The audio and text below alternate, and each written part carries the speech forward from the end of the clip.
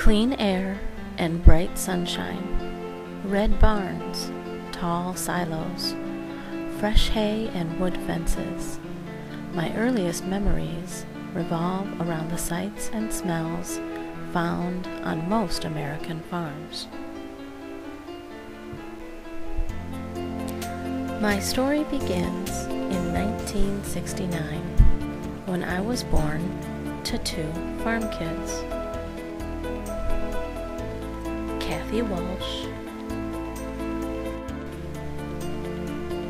and Doug Lowry, both of whom grew up around tractors and cows and crops.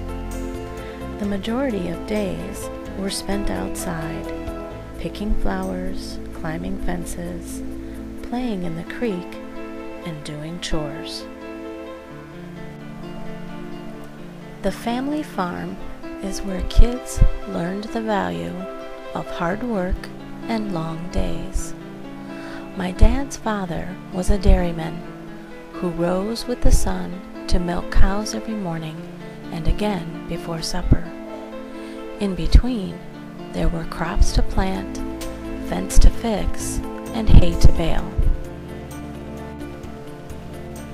Farm kids had to help with several chores throughout the day because there were simply too many things for one farmer to get done on his own. My dad and his brothers helped every day with milking and taking care of the dairy cattle. They took a little time off each year to show at the county fair, where pie eating and ribbon winning were essential to a farm kid's experiences. Oddly enough, this is where my parents met. My mom's family raised beef cattle, and they too showed at the county fair. My dad was in 8th grade, my mom in 7th grade, sizing each other up across the cattle barn. My dad eventually swept her off her feet, and these two farm kids soon had a farm kid of their own.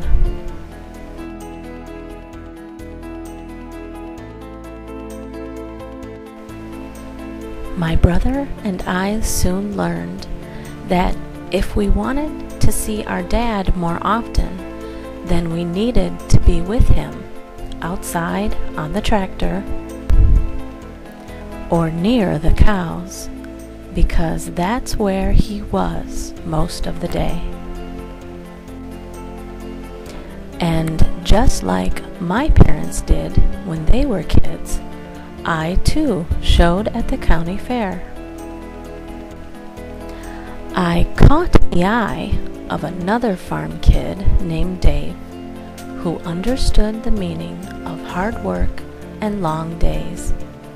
We shared the same love of working the farm and raising livestock.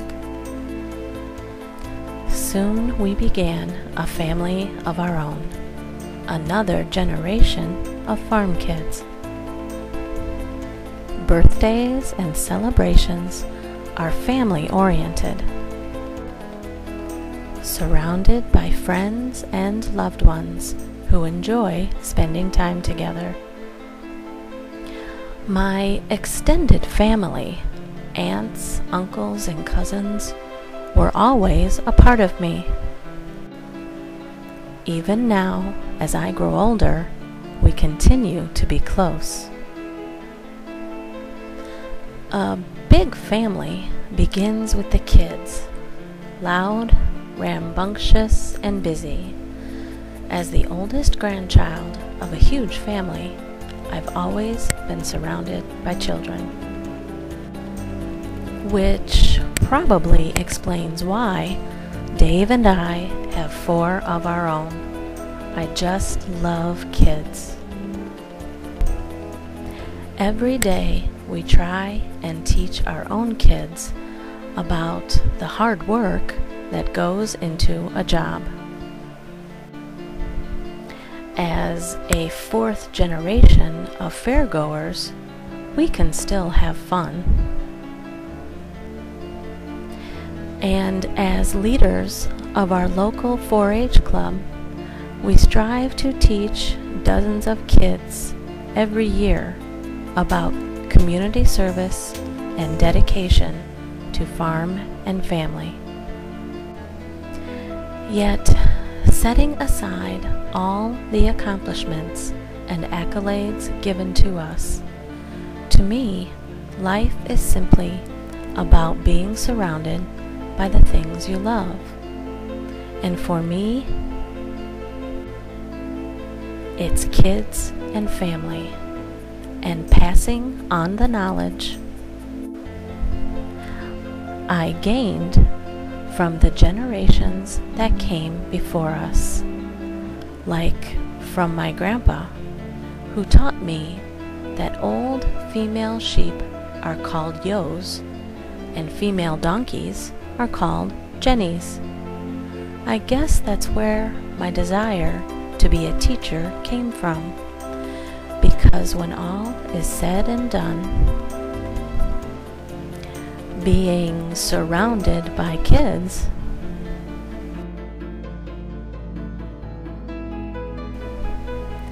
is what I truly enjoy.